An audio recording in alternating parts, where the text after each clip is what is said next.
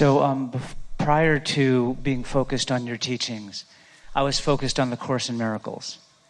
And one of the things that I loved about the Course in Miracles was the concept of forgiveness and the idea of giving forth and that being the path to love. I believe, from what I understand about your, that there's a little bit of a difference, but maybe there isn't. But I perceive that forgiveness within the context of Abrahamic teachings is to just sort of look elsewhere and not focus on that which needs to be forgiven. And forgiveness is a fine word and a fine intention. It's actually sort of like pivoting. It's like through the vernacular of what we teach. Forgiveness would be like resisting and then no longer resisting. So forgiveness would be like letting go of resistance. So you might look at it from the point of view of your inner being, or what you want to call source, and from the human perspective, or what you want to call human and the way human often functions.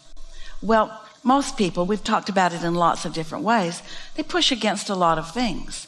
Most people, knowing what they don't want in order to know what they do want, there's a lot of resistance that is part of step one of the creative process. And so moving from step one into step three could also be called what forgiveness is. Right. It's the turning the attention away from what you're pushing against and toward what you're advocating for.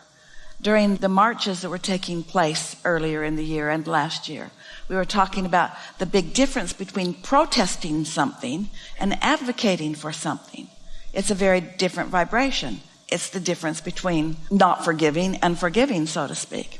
We have said, because we're trying to get your attention, that we have never forgiven anyone for anything because we've never condemned them to begin with. So there was not a pivot to be made on our part. And then we explained to you that what true compassion is something that a human can accomplish, or what Source accomplishes, because Source can look at you in trouble and not feel the same negative emotion that you're feeling for your trouble, because Source is never looking at the problem. Source is always looking toward the solution. And so that's the distinction. You get it. I do, and thank you. And I think that part of the real question is, my background first was a civil rights lawyer before I became a lawyer, and I'm a speechwriter, and if I were to practice law right now, I'd be a defense lawyer because I really don't condemn anybody else. However, I'm not the best at not condemning myself. And I think that my self-forgiveness has been an issue. And I think what I'm isolating right now, what I have been on this trip, is that one of the reasons why I have a hard time forgiving myself is that there are still things that I do that I repeat. It's simpler than that. Okay, great. You're making it more complicated than it needs to be. Please simplify. It is this simple. You've been trending that way. Right. Period. That's all. That's all. It's like when Esther was a very young girl, she and her cousin went up. They hiked up behind the high school, up the canyon, up on a hill. They hiked all afternoon, and they got up to the top of the hill, and there was a great big boulder, and it looked manageable to these two girls. And so they just started pushing on it and digging around it and found a post to stick under it to use as a fulcrum, and they managed to break that boulder loose. Now, what in the world they were thinking, Esther's wondered many times. Why did they care? It was just sitting there looking so precarious. It was like it was just begging to be knocked off its basis or something. And they managed to break it loose and get it rolling. And then it picked up speed, and it was rolling and rolling. They watched it bounce higher and higher and higher and right across the highway and into the riverbed below. Momentum that was uncontrollable. Not really uncontrollable, but just uncontrollable for that go. Once those girls got that boulder loose, there was no way that they were going to call it back. It was going to follow the path of least resistance. And so You have thoughts and beliefs and memories and things like that are rolling pretty good. And sometimes you just have to let them go and not try to figure them out. And here are some key tips.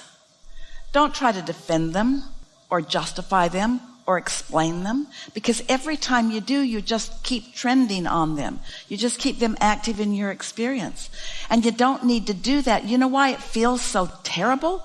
Because your inner being is not spending a moment doing that. And every moment you spend doing that is a moment of separation, too strong a word, from your inner being. Regret is such an indication of a wasted moment in time.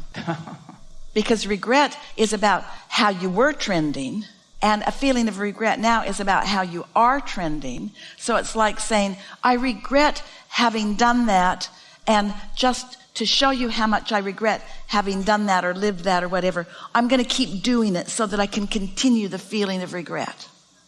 We're just making it as vivid as we can here. It's illogical on every level, isn't it? It really is. And it's perfectly put. It requires understanding that you have an inner being with a different opinion about the same subject. That's all it requires.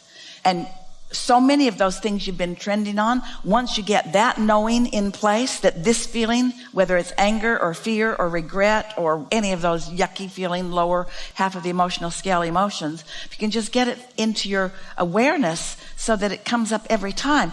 Oh, yeah, this is the feeling that I always feel when I get crossways in my opinion about me from my inner being. And there's nothing that you're ever going to feel worse about than an opinion about yourself and the way your inner being feels about you. You're really connected. Your inner being is really, really, really focused upon the powerful wonderfulness of you. And you just have to dabble in that just a little bit, and you're going to get sort of like a finger in a light socket sort of emotional charge from that. You can't do anything more unnatural to yourself than to not like yourself. So one of the things I'd like to confirm, I've studied before coming here the Kabbalion, not Kabbalah, but the Kabbalion. It's an ancient Hermetic text which lays out 7 spiritual laws. Several of them, I think, are components of the law of attraction. Like the law We don't care. Fine. And the reason we say that is because we could spend all day trying to mesh other schools of thought with whatever we've got going on here. And you can vet anything with your own inner being. There's plenty of stuff that meshes with what we're teaching here, and plenty of stuff that doesn't. And your inner being will help you sort it out. And toward that end, I just want to confirm something. And yes, there's please. plenty of stuff that was the path of least resistance before you got here. And big bulletin, this isn't the last stop on the evolutionary train. Part of my intention that I've been set since first really encountering Esther and Jerry is a desire for an Esther and Jerry type of companionship and partnership in the world. And part of me thinks that the only way to have that is to avoid anything that doesn't resemble it. And other part of it just thinks that I should just be raising my vibration, and either whoever I'm with will rise with me or they'll fall away. That's the way. That's the way. That's the way.